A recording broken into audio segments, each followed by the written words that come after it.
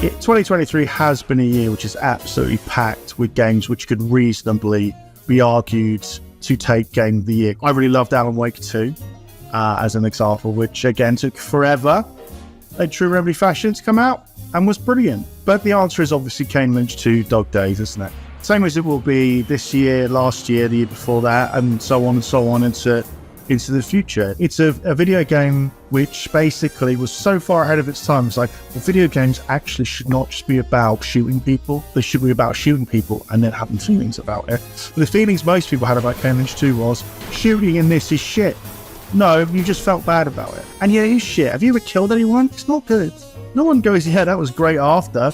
The Call of Duty music doesn't play. It stood the test of time, as any time I play a game which has anything shooting-wise, atmosphere-wise, mechanics-wise, a little bit like it, I always think, oh, it's a bit like Kane Lynch 2, which I suppose is the mark of something that's going to live beyond its release cycle. Just to compare it to what is probably going to be everyone's Game of the Year, Baldur's Gate 3, right? It actually occurred to me when I was playing Baldur's Gate 3, genuinely, that Baldur's Gate is so unashamed of the fact that it's an adaptation of a tabletop game.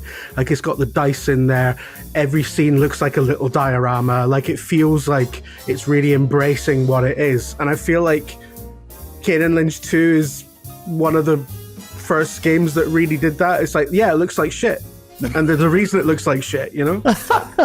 Yeah, I mean, it does look, Kane Lynch does look like shit. And that was at the time I remember reviewing it when it came out. People were like, oh, this looks terrible. This looks terrible. Because we're in the full Gears of Warification of graphics in terms of, what should I say, aesthetics. Fucking art wanker. But at the same time, it's like every part of it is built to feel like it feeds into the other part. This is why the main menu, which I always go on about, is generally you looking out of a window while it pisses it down. And this isn't a game that starts and then changes into something else. You start the game on the street and you've got your luggage. You know, you're pulling your luggage. This is the worst thing in the world, is pulling luggage along, right? It's like, fucking hell, I'm not rich enough to have someone do this for me. And now I just got to do it and meet some maniac who looks like Hulk Hogan. Like, it does, and it gets worse from there. It gets worse. But I know what you mean. Everything in the game is built to reinforce how horrible it must be to be in that world. And it doesn't break from that. And the ending of the game, which if you've seen it, has got the best ending ever. And there's a reason why they can't do a sequel, because I'm not sure how they'll get out of hijacking 7.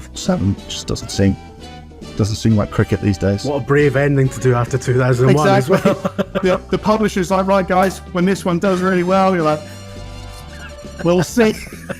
We'll see the ending. It's great, they get away. How do they get away? They get on a plane. Fantastic.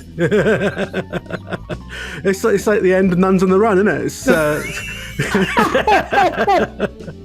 I mean, I never thought that in all of my years of chuntering on, half joking or not, about Kane Lynch, I'd ever hear it compared to Nuns on the Run. But now I'm stealing it and sticking it in.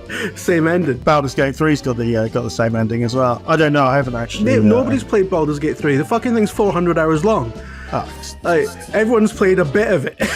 Yeah, that's true. Yeah, that's. I've seen everyone play it on like a Steam Deck, or I've been at events, and we go past like Comic Cons and stuff, and we're seeing the big Slarian booths and that, and everyone seems to be having a good time. But I'm like, I never play. I got PES 6 and Kane Lynch 2 to play, and the best one in the series of this to watch. I can't wait for this to wind someone up so badly that the comments, they just implode. Like those lads on the submarine. All right, nice. I think we can leave it there, man. That's perfect. Yeah, I think we will leave it there. Yeah.